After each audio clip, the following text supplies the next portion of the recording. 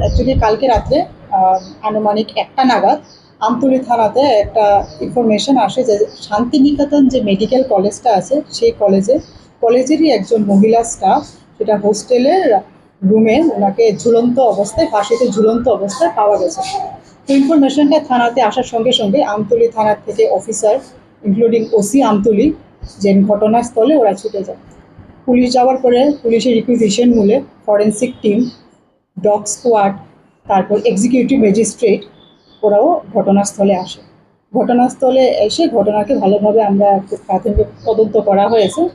তো এখন পর্যন্ত প্রাথমিক তদন্তে যেটা আমাদের কাছে পুলিশের কাছে যেটা এখন পর্যন্ত বোঝা গেছে প্রাথমিকভাবে এটা একটা সুইসাইডাল কেস হতে পারে। কারণ যে রুমটা যে রুমের বডিটা ঝুলন্ত অবস্থায় ছিল সেই রুমের দরজাটা ভেতর দিক থেকে লাগানো ছিল।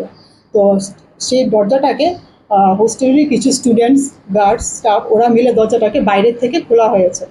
বাইরের থেকে খুলে যখন তারা দেখেছে যে স্টাফ যে মহিলাটা উনি ফাঁসিতে ঝুলন্ত অবস্থায় আছে। অ্যাকর্ডিংলি আমরা আরও জানতে পেরেছি যে ওনার কালকে রাত্রে মহিলাটার একটা ওর ফ্রেন্ড ছিল, ফ্রেন্ডের সাথে একটু মানে ঘটনা ফাঁসিতে ঝোলার আগে ওর সাথে একটু ঝগড়াঝাটি হয়েছিল, সেটাও আমরা খতিয়ে দেখছি। এবং যে একজন আমরা ডিটেইনও করেছি ইন্টারোগেশন করার জন্য যদি কিছু পাওয়া যায়। আর আর বাকি যেটা ডিটেলসে আমরা পোস্টমর্টম রিপোর্টটা হাতে আসলে আমরা বাকিটা বলতে পারবো।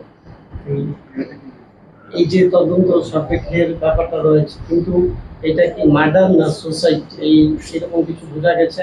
তো যেটা আমি অলরেডি আপনাকে বললাম প্রাথমিকভাবে আমরা পোস্টমর্টম রিপোর্ট এখন আমরা হাতে পাইনি। তো প্রাথমিকভাবে পুলিশের তদন্তে বা আমরা যারা টিমের তদন্তে যতটুকু বোঝা গেছে যেহেতু দরজাটা বাইরের থেকে খোলা হয়েছে, দরজাটা লাগানো ছিল ভেতর থেকে, সব প্রাথমিকভাবে আমাদের কাছে এটা একটা সুইসাইডাল কেস লাগছে।